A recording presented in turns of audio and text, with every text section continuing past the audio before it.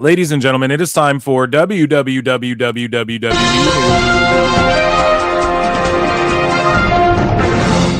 So Logan Paul asked Nick Khan if John Cena is calling the shots for his retirement tour. Is he calling the shots on Shout out Impulsive and Big Mike, Maljack, Fox. his retirement tour? Like, have you guys given him that grace? It's he and Triple H together, but there has not been a dispute. I don't mean, no, let's end with this. No, let's end this way. There's not been a dispute with John Cena since he announced his retirement tour. Prior to that, by the way, or since he's executed upon his retirement tour. Smooth. Is he calling the shots on his retirement tour? Like, have you guys given him that smooth operator? So speaking of John Cena, Nick Khan talked about that they want to bring back Pat McAfee and praises John Cena for his work ethic. And John Cena says he's very proud of his rap career, and he was doing the media rounds. He was also on Joe Rogan, which was awesome. And he says he's very proud of his 2005 You Can't See Me album, and he tries to listen to it every year, but there will not be a 20th anniversary celebration of it. Even though he said on JRE that he's still into making music. He likes fucking around and making music. And he says, no way, the chapter's closed, just like we're closing the WWE chapter on the 13th. The hip-hop chapter's closed.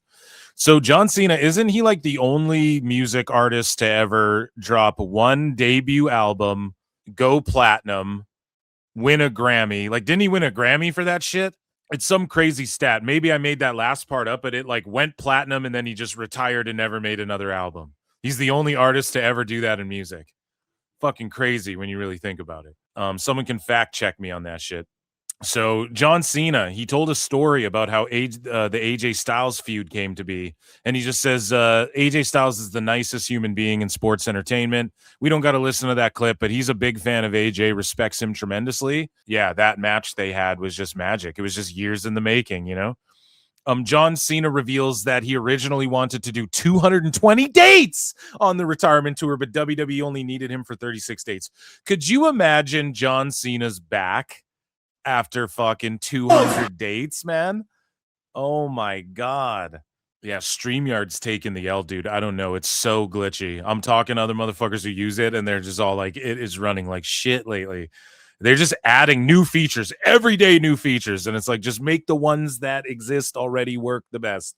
Jesus Christ. Anyways, moving along. Speaking of John Cena, he was, we talked about it before. He was on Joe Rogan's podcast. And he mentioned some names that he would like to see on JRE, and Tony Hinchcliffe was there, and they sort of listed a few names. Stone Cold, what? Vince McMahon, what?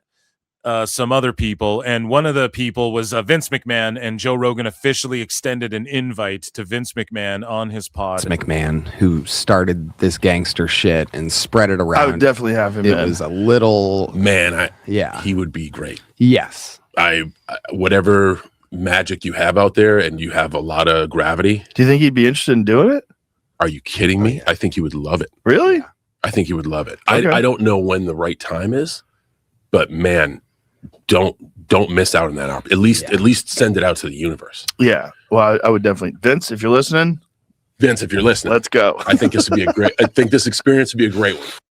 Yeah. So Cena was like pitching it, man, and so he also had this to say. He reacted to his dad talking shit about who his final opponents are. So again, a lot of people mad. I think John Cena Sr.'s always working, and a lot of people mad about who the final opponents are. Cena, I don't know. Nick Khan and Cena and Triple H, like Nick Khan's refuting that he had nothing to do. Same as Cena. He's like, I just do what the fuck they ask of me. I don't really push back, you know? So who knows if apparently Gunther versus LA Knight. Yeah. By the way, Gunther beat LA Knight. We're not going to spend too much time on SmackDown, but Gunther beat LA Knight, and people are mad about that too. And I just don't know if it's faux outrage or not, but it was more disliked than liked. The video of Gunther facing John Cena. Now, we all kind of knew it would be Gunther versus John Cena, but at the same time, like, I'm with everybody to where there's like a bunch of different matches I think I would have rather seen, but WWE is just doing what's best for their business, and Cena's not a dummy. Like, he knows that he needs to do this for them. And he even explains on JRE, he's like, listen, Your window is like 5 years. You're only over for 5 years. So who can Cena? And what do I always say? I love being right. I love being right. What do I always say here at PWT? Yo, the next like 3 to 5 years, who's going to be that guy who's like drawing for them? And they have so much talent, right? Cena said the exact same thing as me on Joe Rogan, the biggest fucking podcast in the world, the biggest wrestler in the world. That's all I'll say. And that's what the assignment is. So Gunther winning. Gunther will be there for 5 years, having matches against Brock, Braun Breaker, Roman, Punk, maybe again. Who else? Like Gunther will be there, like juggling the world titles around. Like Rhodes will turn heel on Gunther, or they'll have a feud, or Jacob Fatu versus Gunther. That's what's going to happen over the next 5 years. Cena's got to give it to someone. It's not like he's giving it to Carmelo Hayes, who, by the way, I was all about Carmelo Hayes winning it. I got to be honest. My guy JJ Alexander fucking convinced me of that. But if Carmelo Hayes has like 15 years left in the biz, right? How old is he? He's got like a decade in the biz. And I'm not saying Gunther's washed, but Gunther, does he have 5 years or 10 years left? I'd say more on the 5-year side. Could he do it for 10 years? Yeah, but you don't want to do it for 10 fucking years, right? You want to get the fuck out and with your health and everything intact. So Cena gets it. People get people who get it. You understand why the fuck it has to be Gunther. It's got to be Gunther. It can't even be LA Knight. LA Knight's like 40. When is his next deal up? We don't even know. He might not even be in WWE the next 3 years for all we fucking know. And like, who's going to get pushed harder and who's already been pushed harder, LA Knight or Gunther? Gunther, man. So it's like, you're just stacking it up. You're just racking up his resume because he's your guy, you know. He's like in and around all the top guys for the next 5 years. So, and deciding to meet my dad where he's at and be like, dude, whatever I thought you were, you're not. You're just you, and I love you for you. And man, when we sit, there's some shit that he'll say that's all fucked up. You know, he said some shit yesterday that like, I don't think John's last opponent should be there, and people listen to him because he's a wrestling fan. He's like in the kind of like the weird subculture zeitgeist. And I want to call my dad and be like, what the fuck are you doing? But then, like, no, he's doing what he does. This is him. Yeah. This is the this is the John Cena I love. This is the guy I can sit down with. And part of that is being able to process all that. But so he very respectful of his father and a good young man, this John Cena is. No, he kept calling himself the kid, though. Maybe they're like, hey, I don't like the kid. It's like, bro, you are 50. No. John Cena shouts out Claudio Castagnoli and Natalia Neidhart as the only two people who took the initiative to take advantage of WWE's language program besides Cena himself. But yeah, he shouted out Claudio Castagnoli by his name. You know, was there anybody other than you that you know of? Two other people. And Natty Neidhart, dude, the boat. Who? Shooter Natty coming back. Cena shouts her out on Joe Rogan. She's coming back. Shooter Natty. Well, she wasn't really Shooter Natty, but like, you know, she's reaching into the dungeon. She's coming back as Shooter Natty, reaching into her dungeon roots. Fucking repping the greatest family in the history of pro wrestling there, buds. Claudio Castagnoli, who speaks, I think, 4 or 5 languages already, and he just wanted to take like a brush up course. And Natty Neidhart. Wow. Yeah. You know, was there anybody other than you that you know of? Two other people. Who? Claudio Castagnoli, who speaks, I think, 4 or 5 languages already, and he just wanted to take like a brush up course. And Natty Neidhart. Wow. Yeah. You know, was there anybody other than you that you know of? So yeah, shout out AEW, I guess. Moving along here, John Cena had this to say about his retirement, and he just shut down so much of the discourse. Like everybody just, it's not his own terms and all this shit, and WWE's doing whatever they want to do with him, and we could buy. And Cena's just like taking it all in stride, and he's like, "Hey, everyone, shut the fuck up!" Like, this is something I've heard a lot this past year. And he even said, he called out the fickleness of like fans. He didn't call it out, but he just said on JRE, he's like, dude, once Royal Rumble hits, no one's going to give a shit or remember my fucking retirement tour. It doesn't matter what I did. You know, like no one's going to remember it. They're going to move on. They're going to forget John Cena right when Rumble hits. He's like, so it just whatever, just enjoy. I'm enjoying this shit. Enjoy it, you know? And I'm like, I'm right there with you, John. Not in your own terms. That's bullshit. I want to do it forever. Like to anyone out there who doesn't understand what WWE is, or just go live. When you step in that building live, it's just a different energy. Yeah. And I never want to let that go. But my body hurts. I'm a step slower. I promised myself and the fan base, like when I started, before I won that first championship, when I'm a step slower, I'm out. And yet some people are saying you're having some of your best matches ever this year. Yeah, but it's all I have left. Right. That's what people don't understand. And I want to go out at a level. I don't know what show this is, but shout them out. That is still passable and in some twinkles admirable, and not have to rely on luck. You know, I got one date left. I have given my heart and soul to this year. It has taken a lot to just do 35 dates, whereas before I do 220 in my sleep. Like 200, he feels like he could do 220 in his sleep, bro. No, like no, I don't need. It wouldn't have. No, I'm glad he didn't do 200 dates. So Cena says he called Triple H to tell him he didn't want a tribute show for his retirement and pitched to have NXT talent featured versus main roster stars on his retirement show. Says he called Hunter and he said, I have an idea. You'll know how to do this because I don't know how to write television. But I think if we do a tribute show, one of two things are going to happen. It's either going to be too much or too little, which means it's not going to be good. Why don't we take SNME? Everyone knows it's John Cena's last match. The video packages you want to trickle in, no problem. Then we go to the match, have the match. That's the night. But beforehand, on a night I know people are going to be tuning in, sold out, and the last piece of relevant energy I can get an audience member to tune into. Show the future of your business. Have top name WWE superstars, CM Punk, Charlotte Flair. You put it together however you want.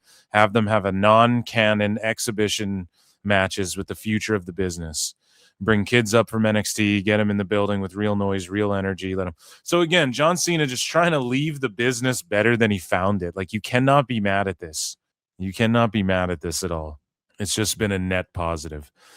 John Cena says he had over 10 surgeries. So he revealed all of his surgeries, and surprisingly, to everybody's shock, and we know John Cena loves his wine, dude, and he can crush beers and shit, but he's never taken any pain pills, which is like, holy fuck. And I'm like this, honestly, man, I don't like, but here's the thing. I have taken pain pills in my life, but I try to like avoid taking Advil and shit, even if I can, like as much as possible. I try to avoid it as like if I'm in dire need, I'll do that because I just think that shit's so bad for you. I don't know, whatever, that's just me. I try to tough it out as well, but again, if I had like a fucking neck surgery or whatever, or got my whole pec removed like Cena, I'd be taking the shit. I wouldn't have this type of willpower. I don't know how. In my neck, right pec completely detached, reattached, both triceps reattached, both triceps scoped. Like, imagine both triceps scoped and reattached. Like I'd fucking take the the T3s or whatever they give you there, bud. Nose relocated. Like I'm in like 10 physical surgeries where they got to go and correct something. Never taken one pain pill. Wow. I have all the prescriptions in the bottom drawer of my house filled. And it's weird because at every facility, the first hill they climb is pain management. You wake up from anesthesia, you're like gray and murky. And I've been in a bunch of surgeries, a bunch of different facilities. The protocol is always the same. Do you want something for the pain? Here, we got to make sure you take this with you because you're not in any pain. Yeah. Like, I understand because if you leave, if you're feeling okay, maybe you're high off adrenaline, I don't know. And then the operation sets in of like, holy fuck, this is a 10 out of 10. I need something. I get that. But I guess from falling down and hurting my body a lot, like I know my pain threshold. Yeah. And when the worst one was probably putting the whole pec back on and then attaching it. But when I woke up, I was able to like mess around with a stress ball, and I never took one pill. That's amazing. Yeah, it's crazy. That is crazy. So moving along here. Yeah, well, this is it. Awesome. I got to bookmark this part because, yeah, there was a lot of interesting things that, again, like the IWC, they don't fucking clip it because maybe it wouldn't get the most clicks, but there's just little things he talked about. So I'm actually surprised I got a clip of this, but he's like, 3 weeks after I retired, nobody will give a fuck. And it's like, okay, I need to somehow leverage my relevance with this to what it's going to do to film that. In WWE, if you're not I'm going to retire on the 13th. They will be moved on by the Royal Rumble. And that is real facts. I will be forgotten. That is not a plea to sympathy of like, always remember me. By the Royal Rumble and the road to WrestleMania, nobody gives a fuck because they're focusing on what the show is. That's like 3 weeks after I retire. 3 weeks after I retire, nobody's going to give a fuck. And it's like, Oh man, that's good stuff. So yeah, it's official. Saturday night's main event: the Ring versus John Cena. This match is gonna rule. John Cena is gonna lay it all on the fucking line, and I'm excited for it. Honestly, I'm just excited because it's a part of his fucking retirement tour. I'm choosing to mark out over this. I have not been mad at all throughout Cena's retirement tour. Throughout that aspect, I've just been enjoying it all. And him versus Gunther, like, okay, I love fucking Gunther. He's one of my faves. So, is this? Did I want it to be LA Knight? No, I think I wanted it to be Gunther more than LA Knight personally. And I like LA Knight as well, but I don't know, man. Who else could it have been? If it, I think maybe if we were in a position where like Jacob Fatu was the guy or one of those, but like we are not in that position. He's out right now. I don't know what people wanted. It's got to be someone who's going to be there the next 5 years. So maybe Braun Breaker you give it to. That's the obvious choice. I think Gunther is a guy who is just a low key, like one of the GOATs. He's low key. When all's said and done, people are going to be like, man, he only lost to these 10 names in his whole career, these 5 names in his whole career. He's held all these titles. His win percentage is like 89% or whatever, or even more, probably greater than that. But I think his legacy is going to go down strong. And yeah, I don't know who else you could ask for. And then on the undercard, it's like Charlotte versus I can't remember. They're announcing all these matches, but it's like, yeah, mainstream star versus NXT star or whatever. And they're trying to build the future a little bit. And Cena's smart about like, hey, it's going to fall flat if it's just a tribute show. People are going to complain it was too much, or they're going to complain it was too little. We got to just, let's do what's best for business. And in Cena's mind, he wants to do his best for the pro wrestling business and the future of pro wrestling. And that's fucking showcasing young talent and putting Gunther over, who has the next 5 years on lock as far as wrestling all the top guys. So I don't know, man. Speaking of John Cena, though, we have a little bit more with John Cena and his podcast appearances. He's been making the media rounds. His music career we talked about a little bit. And a federal lawsuit was filed on Tuesday, and they accused WWE, TKO, and John Cena and others of using an unlicensed sample to create Cena's The Time Is Now theme song. Man, a sample. This song is like 25 years old. The song itself is even older. It's like 1974. And I get it if people aren't clearing samples and they're just stealing shit. But at the same time, man, you'd have to sue like all of hip hop. All of hip hop would get fucking sued at this point. Everything is sampled. Like, I'm sorry. Everyone's playing the same chords and everything's fucking sampled. It's what all of hip hop is and always has been. I mean, fucking sue John Cena, I guess, for it. I don't think that this will turn out well. But yeah, the daughter of Peach Schofield, Kim Schofield, she now owns the copyrights. So now she's like, I'm going to sue John Cena. I should be a billionaire. And it's like, dude, you're just getting yourself into a mess. I guarantee it. I guarantee she's fucking up. Okay. So moving along here, speaking of fucking up and lawyers and all this shit, David Otunga, and people are just flat out calling him, like, look at this, 421K views, like impressions, 927 likes, 300 retweets, and 660 whatever responses. So people are just fucking mad at him. And people are like, this is the definition of grifting, what he's doing. Like, he's saying, hey, I'm this Harvard lawyer and I'm fucking gonna like talk about contracts even though I don't really know about it anymore, and I'm gonna say that I'd knock John Cena out in a shoot for real when Cena's doing his retirement tour. Oh man, it's Are you sure about that? And I don't know if it's a grift. I guess you could say it is a grift, but for him to just like say all this salacious shit about WWE, and it's like, where have you been this whole time saying any of this shit? But now that he sees like, oh, Maven's YouTubing and people are YouTubing and I just got to fucking, do the rage bait. Like, I don't, that's the game everybody's playing. Go on YouTube. That's what everyone's doing. Okay. It's that criticism of like, oh, people are just doing shit for clicks. It's like, that's what everyone's doing. That's all anyone's doing in any business ever. We're trying to get clicks. That's what everybody's doing. you're in the entertainment industry at all, you're trying to get fucking clicks, okay? So that's like not a real criticism, but just him saying like such egregious fucking out of the blue. He's just like, fucking, I'll knock you out, Cena. Like, what, bro? Where have you been the last 10 years? You know what I mean? Like, where's any of this energy before? So it's just kind of funny. He's I don't know, but he's going viral, so it's working for him. I don't think Otunga, what's his background? Would he beat Cena in a shoot fight? Like, where's there any indicator that either of those guys could shoot fight? Peacemaker, bro?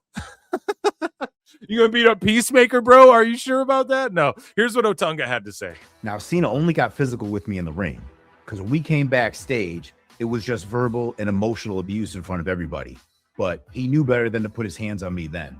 I'm gonna tell you right now. If John Cena put his hands on me backstage, yeah, in the fake wrestling ring where we fake fight, he put his hands on me. But if and then he's saying he verbally abused him and shit. I don't know about all that, but I would have beat the dog shit out of John Cena and fast.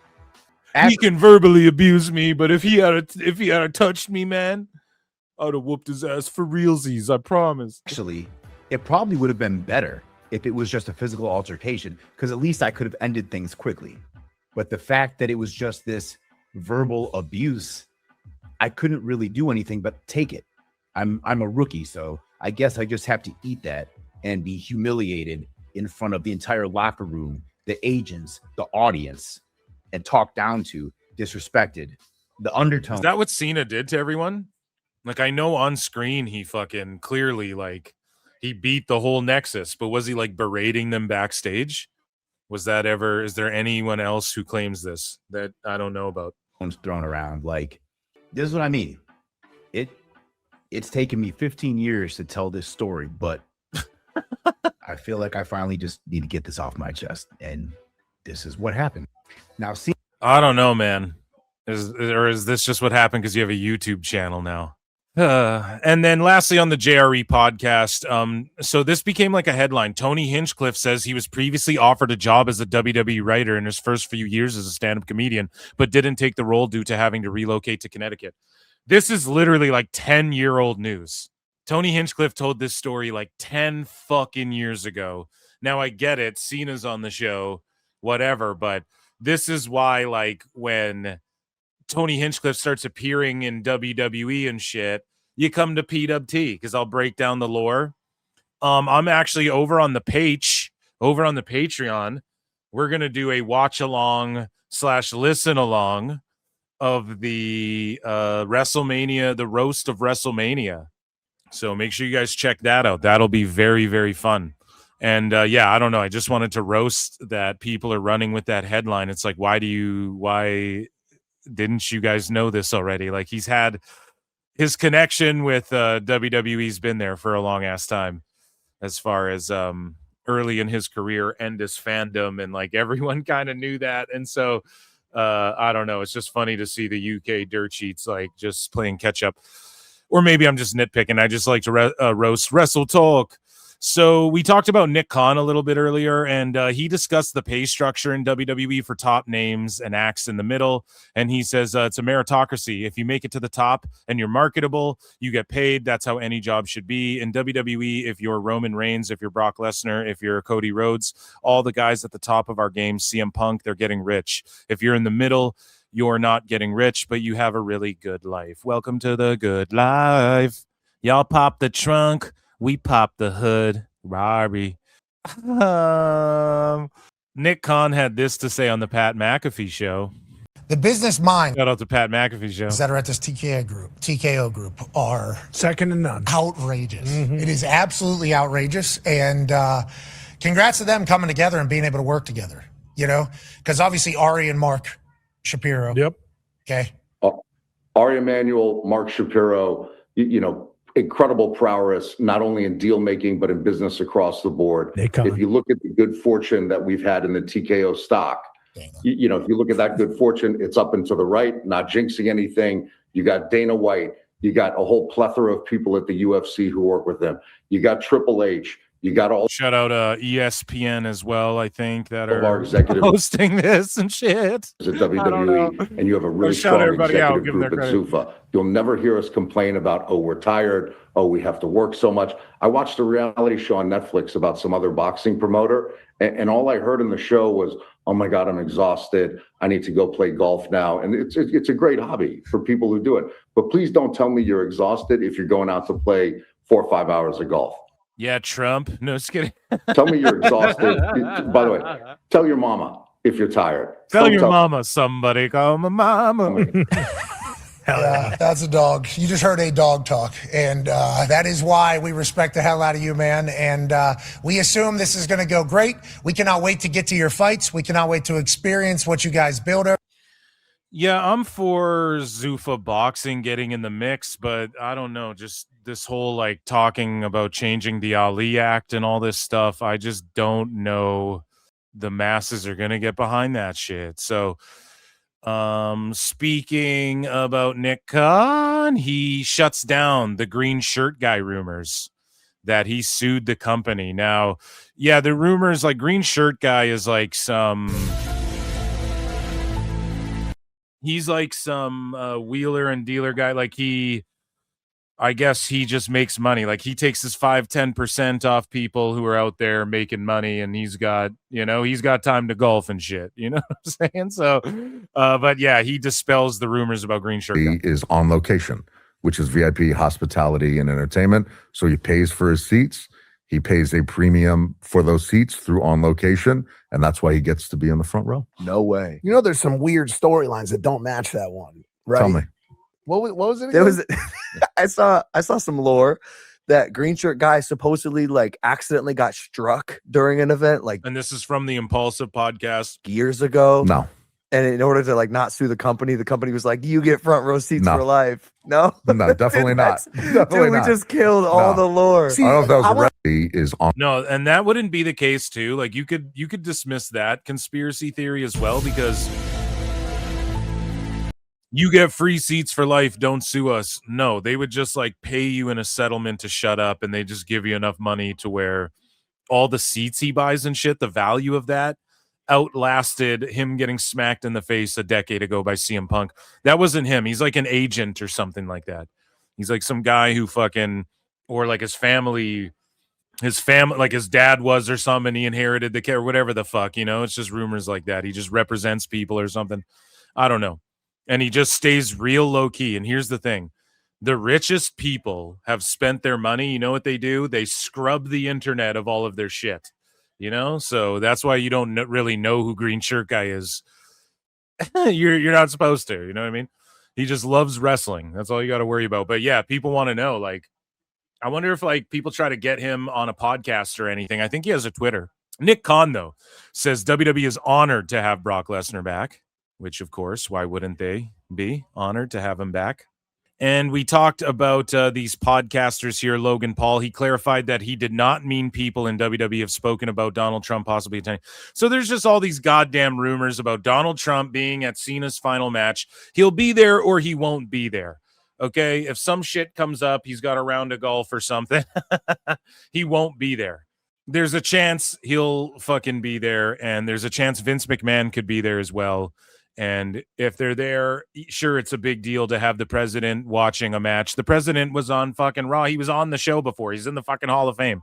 So, I mean, whatever. Trump goes to UFC events and shit. I'm sure he'll show up to this if he's there, whatever. Even if Vince is there, people are going to melt down if Trump or Vince or both or one or the other show up. To me, I could not care less, but whatever. Logan Paul, like, he ain't confirming shit. He ain't denying shit. He's just saying what's going on, Speaking of Pat McAfee, he released a new single. So Pat McAfee featuring WWE superstars, and it's called Dookie. And I think they're talking about AEW. I'm not sure. Just jokes. These are jokes, guys.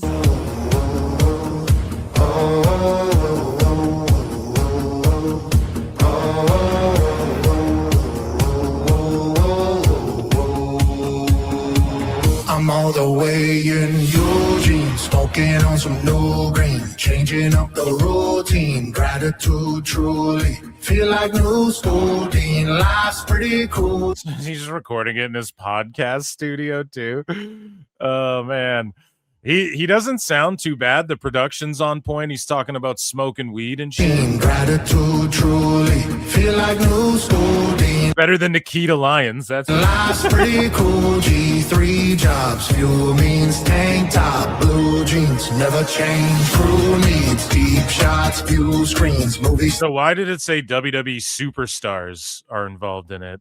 WWE superstars, like are they singing backup vocals? Two scenes, bank account juicy, canceled who me, boogeyman's Dookie, folks watch who sees, hating fucks Dookie, yeah. Hating fucks Dookie. Oh my god, dude. I'm not gonna lie, the lyrics are whatever, but Pat McAfee's like a goofball, so the lyrics are kind of goofballish. You know, but this is just rich people doing rich people shit. It's what they make money. They go, oh, we can get in a studio. I can just record this. Anyone can make a song now with AI. We can fucking the Pro Tools and shit. We can just like auto key everyone's vocals and shit. Yeah, sure. Let's record a single.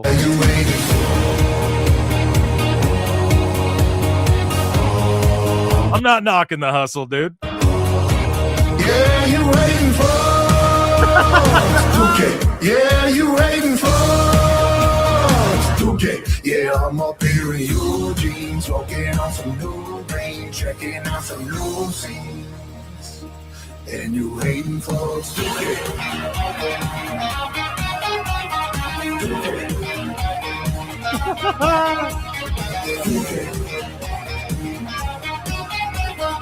okay.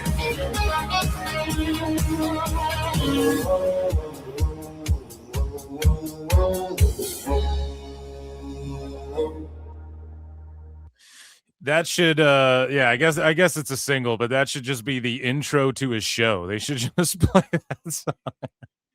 Oh my god. Oh, it is pretty cringe, Chad. I'm not gonna lie. It's just rich guy shit, man. Oh my god. It's all good, you know. They'll play that at his whenever he does his like McAfee charity show that he does every year. That was a fun time. I'm sure he'll perform it live with like a jelly roll or something. Oh man, it's just rich old guy shit. Rich old guy side quests, you know. Speaking of rich old guys, CM Punk is having gear made to honor the Macho Man. He just tells a story a little. Names, but somebody very high in the office walked past and saw it. It was Rob Van Dam. It was Paul Heyman. Who gets high? Who smokes weed other than Pat McAfee, who's in the office? No. And found me and said, do not wear that gear on television. And I said, you got it. And I wore the gear on television because that's what I do. I'm going to pay homage to Randy Savage, whether you like it or not. That rules. So speaking of ruling the world, Psycho Circus versus the Wyatt Six in Carnival of Carnage at Guerra de Titans, the 20th of December at Arena Guadalajara. So yeah, I will be definitely checking that out because I don't know what the fuck a Carnival of Carnage is, but I'm here for it, Eric. FOD to Wake. WWE has filed to trademark the name FOD Twake. So I'm not sure who this is for, what this is for, but it's someone's name, and we'll learn soon enough.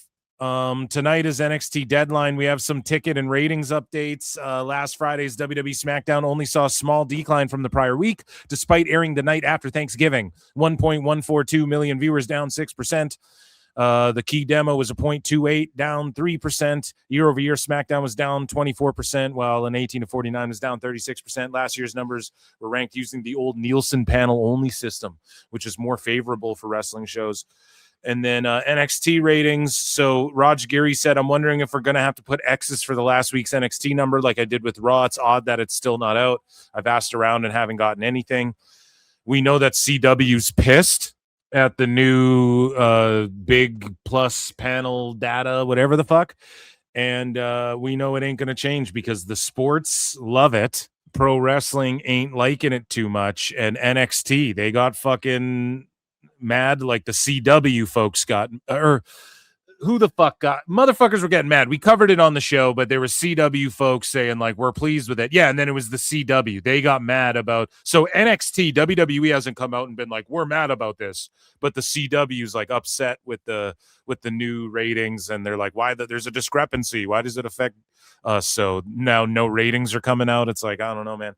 So yeah, NXT deadline, this is 3 hours ago. So the current setup's about 2,000 and they sold about 2,000 tickets. So the total seats on the map are about 2,000. So with the stage and all of that, it's a sellout. So good for them. And so far, Ricky Saints, time cop, if you're hearing this in like a clip or whatever the fuck, but Ricky Saints and Obafemi have been throwing down, and it's been a pretty solid match. Ricky Saints does a couple moves there where I'm like, I don't know why you do these all the time, man. They're not that crispy clean, but maybe not everything can be crispy clean. And that, ladies and gentlemen, was WWF News.